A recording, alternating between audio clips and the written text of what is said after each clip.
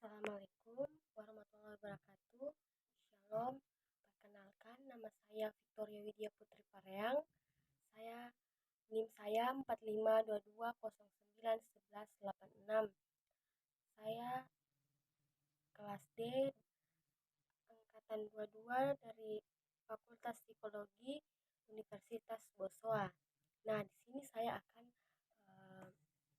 menjelaskan sedikit tentang tentang metode penelitian kuantitatif dan kualitatif. Nah, di sini tuh saya ambil dari buku ini, referensi ini dari bab 11 dan bab 12. Nah, yang saya akan bahas itu ada dua bab. Yang pertama itu masalah penelitian dan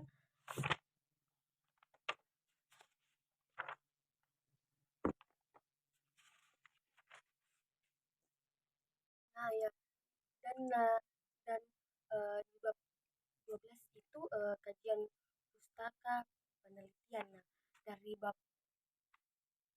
11 itu di bab 11 itu masalah penelitian itu di halaman 225 sampai 244. Nah, di bab 12 ini dari 245 sampai 261. Nah, di bab 11 ini saya akan menjelaskan tentang masalah penelitian. Nah, di mana penelitian ini hadir sebagai upaya untuk menyelesaikan masalah-masalah yang dihadapi oleh manusia. Arti sebuah dari penelitian ini tidak dapat dilakukan tanpa adanya masalah yang akan kita pecahkan terlebih dahulu. Karena penemuan atau masalah merupakan langkah awal untuk kita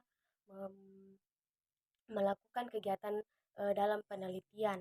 Nah, selanjutnya itu di sini ada pengertian masalah. Nah, di mana masalah ini adalah suatu kendali atau persoalan yang akan kita pecahkan atau yang akan kita teliti. Nah, yang ketiga itu identifikasi masalah. Nah, di pertama itu identifikasi masalah ini terbagi atas empat. Nah, yang pertama itu pengertian identifikasi masalah. Nah, di mana identifikasi masalah ini berarti kita akan mengenali masalah.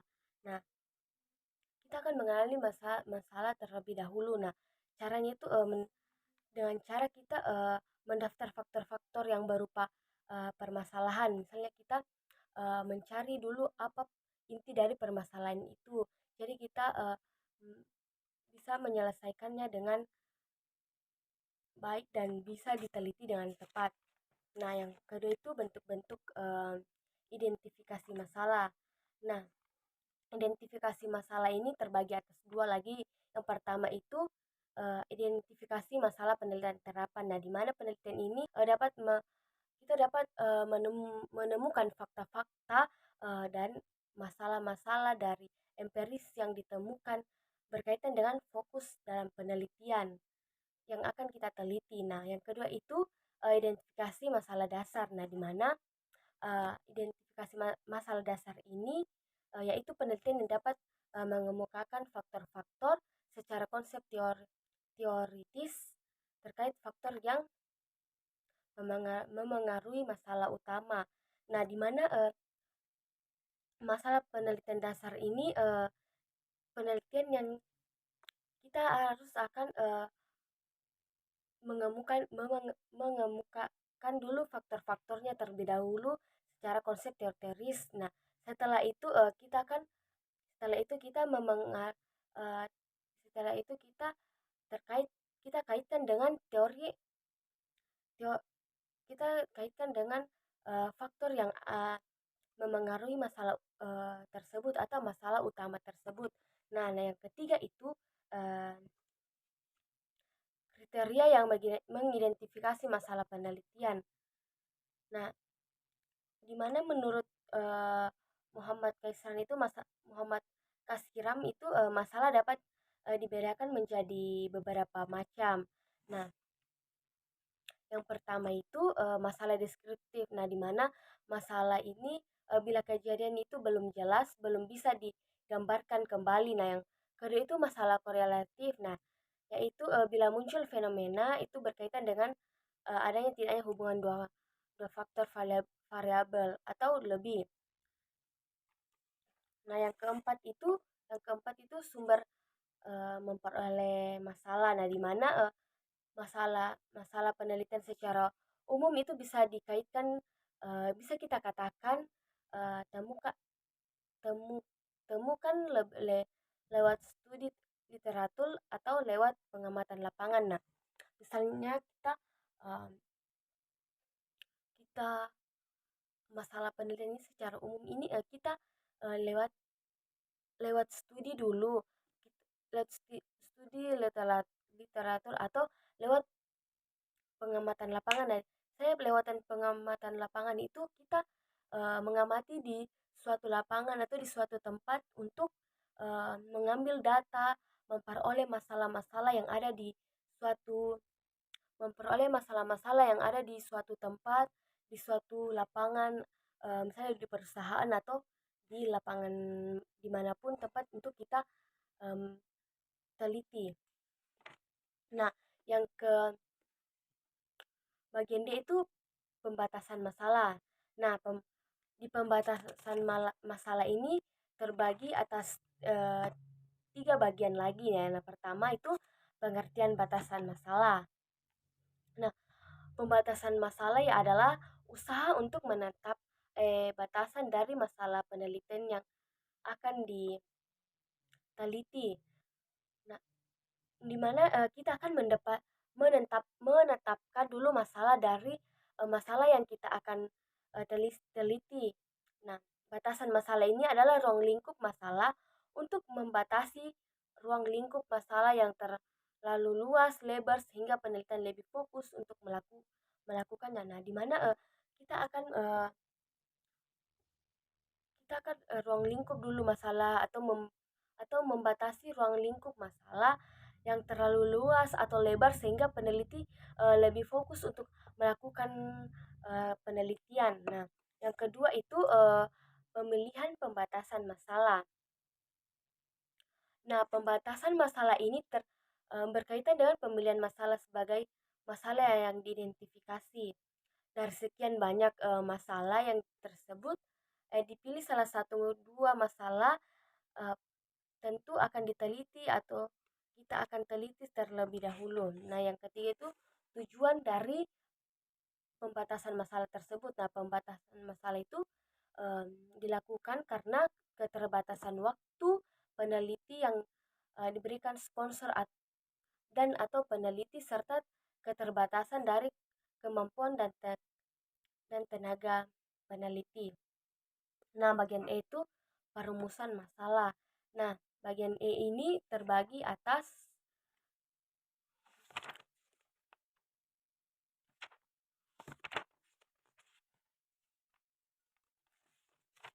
8 perumusan masalah. Nah, yang pertama itu pengertian rumusan masalah.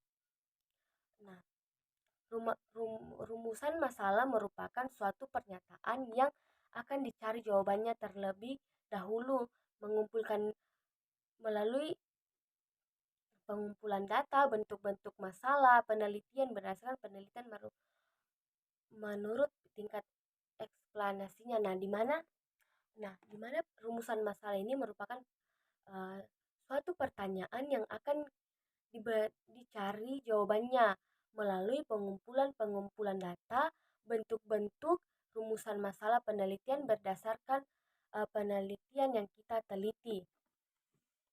Nah, yang kedua itu manfaat perumusan masalah. Nah, yang pertama itu di sini ada 4 bagian, yang itu fungsi pertama adalah sebagai pendorong suatu kegiatan penelitian. Nah, yang kedua itu fungsi uh, adalah sebagai pedoman penentuan arah atau fokus dari suatu penelitian. Nah, yang ketiga itu fungsi perumusan masalah adalah sebagai penentu jenis data. Nah, yang keempat itu dari suatu perumusan masalah adalah dengan adanya perumusan masalah penelitian.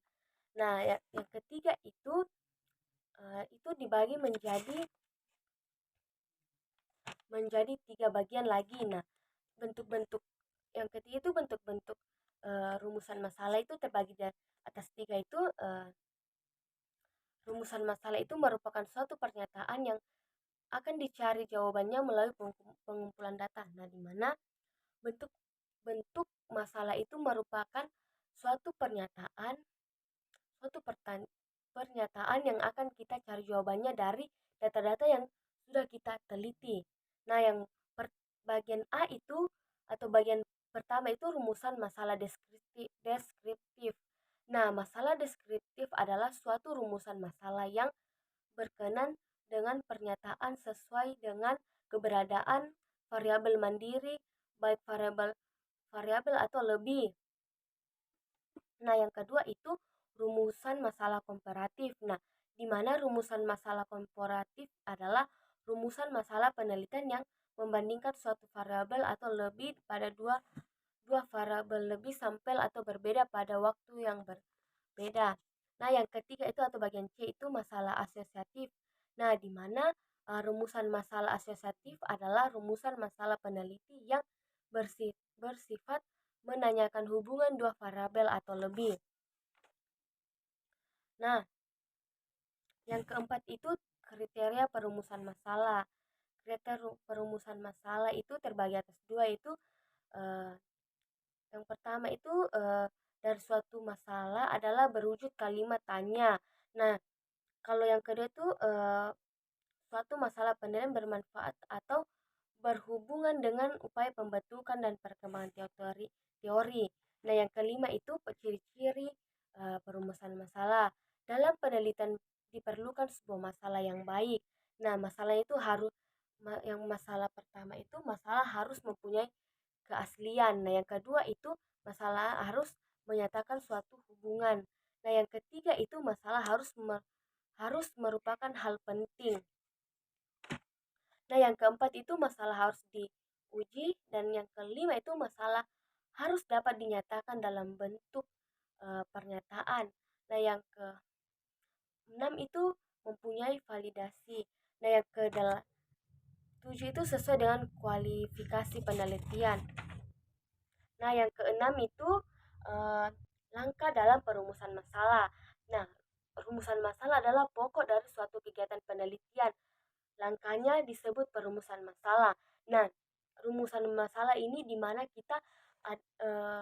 di mana pokok dari suatu kegiatan penelitian. Nah, di mana kita itu di mana pokok dari penelitian kita, pokok ya dari penelitian yang akan kita teliti. Nah, langkahnya itu langkahnya itu disebut perumusan masalah.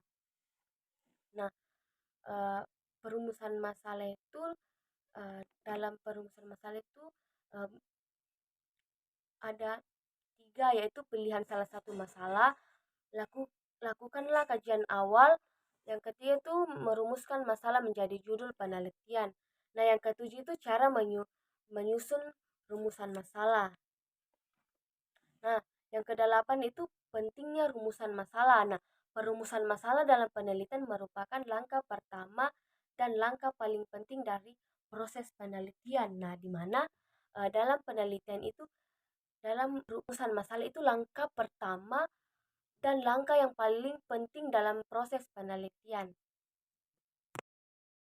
Nah, kita lanjut di bab 12, yaitu kajian pustaka penelitian. Nah, di bab 12 ini terdapat beberapa penjelasan dari kajian pustaka penelitian itu sendiri. Nah, di bab 12 ini saya tetap memakai buku yang ini warna putih. Nah, di bab 12 ini terdapat di halaman 245 sampai 261. Nah, sekarang saya akan menjelaskan. Nah, yang bagian pertama itu pendahuluan. Nah, di mana di pendahuluan ini dijelaskan penelitian merupakan salah satu unsur penting dalam kehidupan. Nah, di mana dimaksud dari ini, pengertian dari ini, dari uh, penjelasan ini, penelitian itu adalah salah satu uh, unsur penting yang ada di kehidupan kita, untuk kita uh, di mana kita akan kalau kita mencari masalah, mencari masalah, harus kita dulu melakukan penelitian. Kita teliti dulu terlebih dahulu masalah tersebut, inti masalah tersebut, dan dari situ kita mengambil mengambil suatu uh, mengambil suatu data-data yang kita perlu. Nah, nah, selanjutnya itu kita masuk di bagian B, itu kajian pustaka. Nah, kajian pustaka ini terdiri dari beberapa bagian.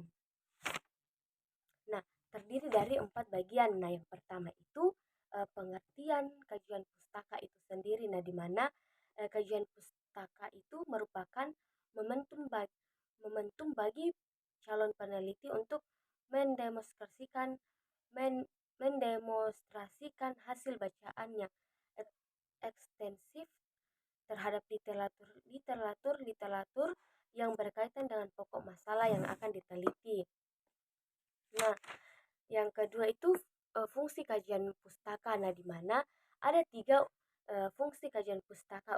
Nah, yang pertama itu untuk memastikan pernah masalah yang sedang diteliti dilakukan oleh peneliti lain. Nah, dimaksud dari itu kita memastikan terlebih dahulu apakah pernah masalah yang sedang kita teliti ini diteliti, atau masalah yang kita teliti ini uh, pernah dilakukan oleh peneliti lain. Nah, fungsi yang kedua itu uh, untuk mengetahui apakah masalah yang diteliti dikaji secara komparatif, lengkap, dan hasilnya memuaskan atau tidak. Nah, fungsi yang kedua ini kita itu harus mengetahui apakah masalah yang kita teliti ini dikaji secara komparatif, lengkap, atau hasilnya nanti memuaskan atau tidak. Nah, yang ketiga itu untuk mengungkapkan kekas atau perbedaan masalah yang akan diteliti. Nah, di mana maksud dari yang bagian ketiga ini kita mengungkapkan kekas kekas uh, penelitian kita, kayak khas dari penelitian kita atau perbedaan dari masalah-masalah lain yang akan kita teliti. Nah, yang ketiga itu kriteria pemilihan sumber pustaka. Nah, di mana kriteria ini terdapat 7 bagian. Nah, yang pertama itu ketetapan, kedua kejelasan, ketiga empiris, yang keempat terorganisasi, yang kelima kemutakhiran, yang keenam itu relevansi, yang ke tujuh itu meyakinkan. Nah, di mana yang ketetapan itu isi dari sumber pustaka sesuai dengan penelitian yang akan dilaksanakan. Nah, dimaksud itu isi dari sumber pustaka yang akan kita teliti, yang akan dilakukan. Nah, yang kejelasan itu sumber pustaka harus mudah dipahami atau dimengerti oleh peneliti. Nah, yang menurut empiris itu sumber pustaka itu berdasarkan atas kenyataan hasil imajinasi. Nah, kalau terorganisasi itu isi dari sumber pustaka harus terorganisasi dengan baik. Nah, kalau kemutakhiran itu sumber pustaka harus berdasarkan perkembangan terbaru dari dalam bidangnya. Nah, kalau relevan itu sumber pustaka berhubungan dengan peneliti. Nah, kalau meyakinkan itu sumber pustaka dapat acuan yang terpercaya dari peneliti. Nah, yang keempat itu langkah-langkah menyusun kajian pustaka. Nah, di pertama itu kita mulai dengan mengidentifikasi, membaca abstrak. Yang kedua itu membaca abstrak-abstrak laporan, Yang ketiga itu membuat catatan hasil bacaan, yang keempat itu membuat ringkasan literatur secara lengkap. Nah, yang bagian C itu kerangka pikiran.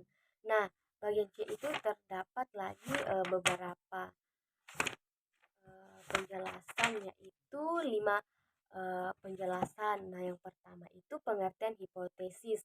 Nah, di mana pengertian hipotesis itu adalah hasil atau kesimpulan yang kita temukan dari hasil sebuah peneliti. Nah, di mana uh, hipotesis ini adalah hasil hasil yang hasil dari hasil dari penelitian kita, atau kesimpulan dari penelitian yang kita tentukan dari sebuah penelitian. Nah, yang kedua itu jenis-jenis hipotesis. Nah, jenis-jenis hipotesis ini terbagi atas 3 lagi, yaitu yang pertama hipotesis penelitian. Nah, di mana hipotesis penelitian ini adalah hipotesis yang mengandung pernyataan mengenai hubungan atau pengaruh. Nah, hipotesis penelitian ini adalah hipotesis yang mengandung pertanyaan atau pertanyaan yang diajukan kepada peneliti mengenai hubungan atau pengaruh. Nah, yang kedua itu hipotesis dilihat dari kategori rumusannya. Nah, secara statistik itu secara umum dilihat dari kategori rumusannya, dibagi menjadi 2, yaitu hipotesis nil yang biasanya disingkat jadi dengan HO, dan kedua hipotesis alternatif yang biasa disingkat dengan H. Nah, yang ketiga itu jenis hipotesis yang dilihat dari keluasan atau ruang lingkup variabel yang diuji. Nah, dari tinjauan keluasan dan lingkungan ini dapat dibedakan menjadi hipotesis mayor dan hipotesis minor. Nah, hipotesis mayor ini adalah hipotesis yang mencakup kaitan seluruh variabel atau seluruh subjek penelitian. Nah, sementara hipotesis minor itu adalah hipotesis yang terdiri dari bagian-bagian atau sub-sub hipotesis mayor. Nah, yang ketiga itu karakteristik hipotesis yang baik. Nah, mengutip pendapat Yatim Rianto yang mengatakan bahwa sebenarnya nilai atau harga suatu hipotesis tidak dapat diukur sebelum dilakukan pengajian empiris. Nah, di mana Yatim Rianto ini mengatakan bahwa sebenarnya nilai atau harga hipotesis tidak dapat diukur sebelum pengujian empiris. Nah, sebelum sebelum hipotesis ini kita dapat mengukur dulu sebelum kita menguji empirisnya. Nah, yang keempat itu perumusan hipotesis. Nah, di perumusan ini di dalam hipotesis terkandung suatu ramalan. Nah, di mana kita dulu mengangan-angan dalam hipotesis ini. Nah, yang kelima itu penguji hipotesis. Nah, di mana penguji hipotesis itu bertujuan sebagai penjajakan deskriptif dan uji hipotesis.